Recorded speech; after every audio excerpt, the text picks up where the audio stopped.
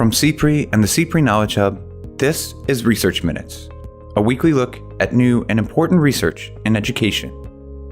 Today, we look at implicit racial bias and a new study offering some of the first large-scale evidence on teachers' racial attitudes and their relationship to student outcomes in American schools.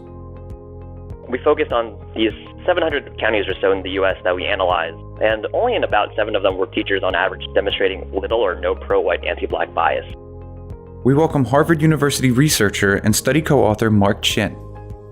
Chin discusses what his team learned about the scope of implicit teacher bias and the relationship between teacher attitudes and student outcomes like academic performance and discipline.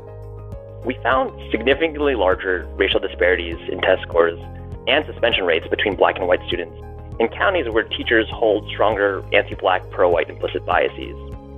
Chin also discusses some important implications for policymakers, teachers, and other stakeholders in the wake of sweeping protests for racial justice across the country. Attempts to address bias in the classroom need to be accompanied by efforts to address the structural racism outside of the classroom. But the importance of considering symbols of racism outside of education doesn't let school leaders and educators off the hook. That's right now on Research Minutes.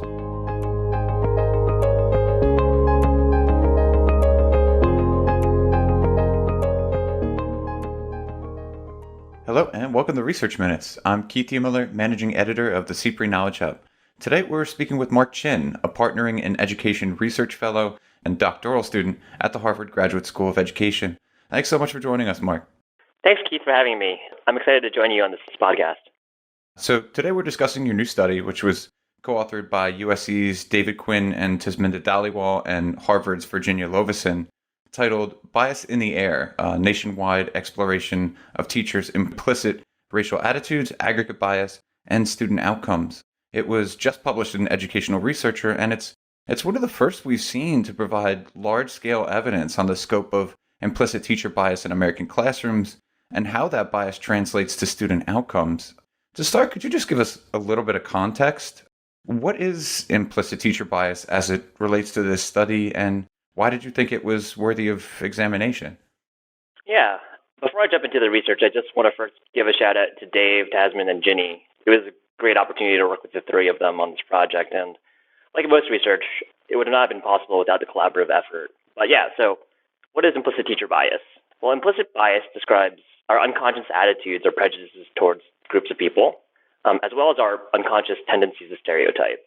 And a primary focus of our study was to investigate the attitudes and prejudices of teachers specifically towards black and white individuals.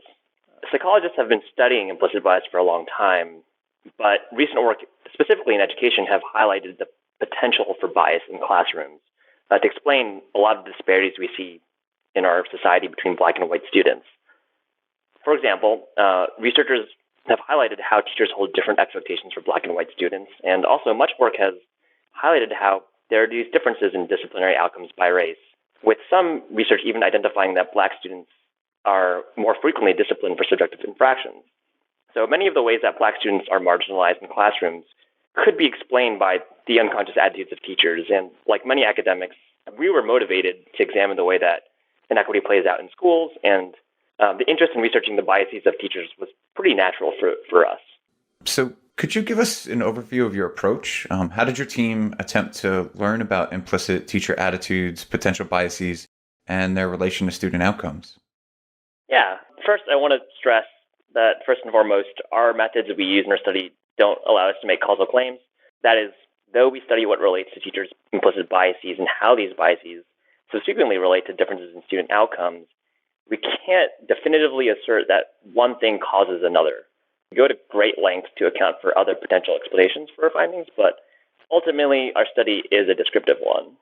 But with that significant caveat aside, part of what was really exciting about this project was the availability of nationwide data recently made publicly available that allowed us to explore the relationship between teachers' biases and racial disparities in student outcomes.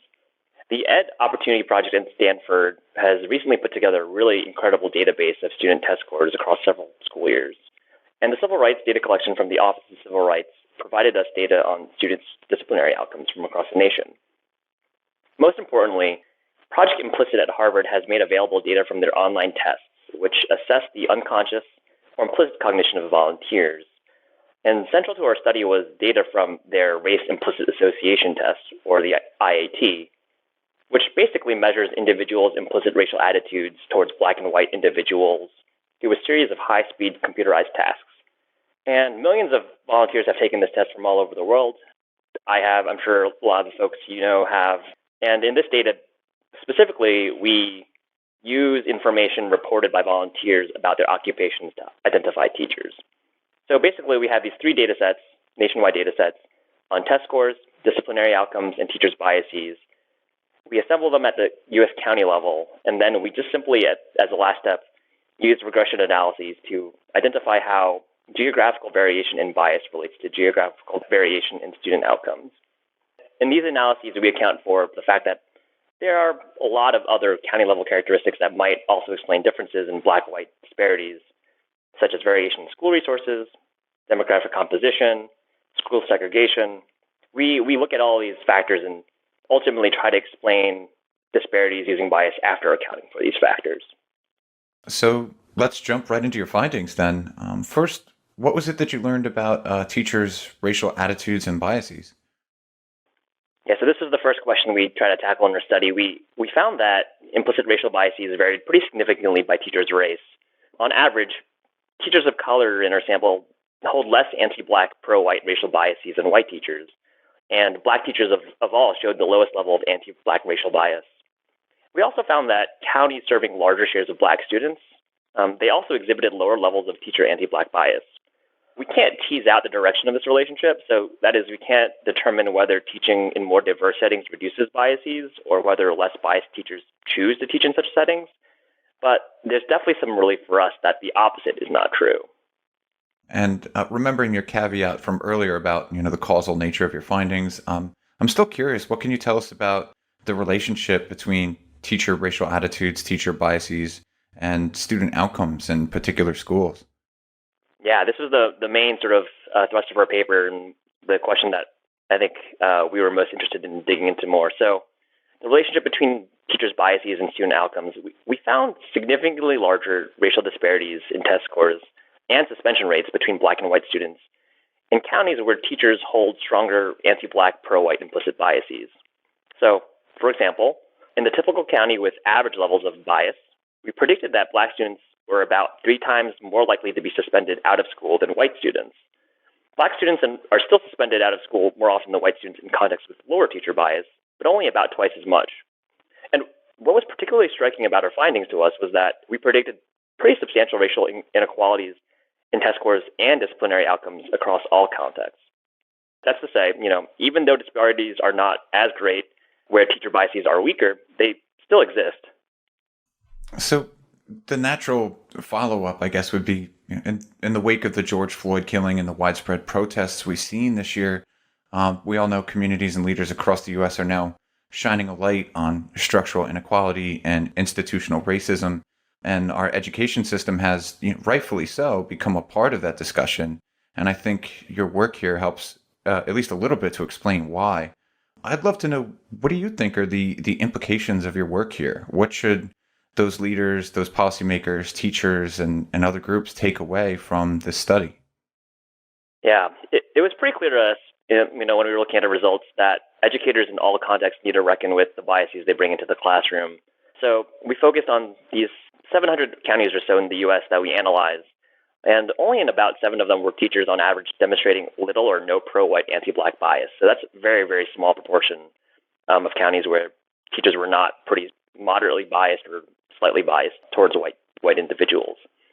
What's fortunate is that leaders in education across the country, including superintendents and union leaders, have condemned the George Floyd killing and have also publicly recognized the need to reflect on the pervasiveness of racial bias in the education system. I think what's less clear, and something that we've talked about a lot as a group, and perhaps what's most important, is that it's not clear exactly how to address racial bias in education, which is really important given that they predict racial disparities in disciplinary outcomes and test scores. Psychology research at least suggests that unconscious cognition is particularly sticky. That is, implicit biases are pretty hard to shift meaningfully and in a way that persists over time. So I think this at least suggests that educational stakeholders should be cautious about the capacity for programs that help teachers reflect on their own unconscious attitudes. It's not clear to me if that's going to, quote unquote, solve the problem of bias in classrooms. I think this also brings up a pretty important point to consider, which is why is it so hard to change implicit attitudes? And there's this really, really incredible study in psychology that argues that our biases are shaped and reinforced by the symbols of racism we are exposed to in our day-to-day lives.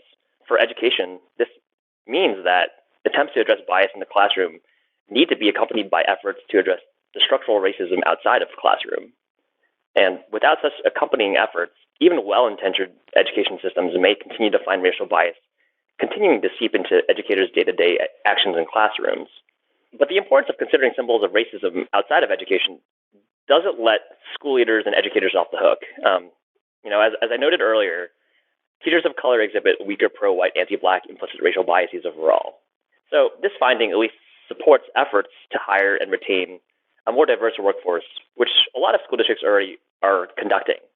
But I think there's a little bit more to this, too. I think leaders could find more benefit to making sure that school leaders, districts, state leaders in education are also diverse and representative of the students that they serve.